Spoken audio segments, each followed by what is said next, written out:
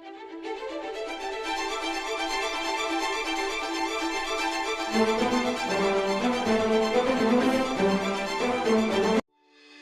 ನ್ಯೂಸ್ಗೆ ಸ್ವಾಗತ.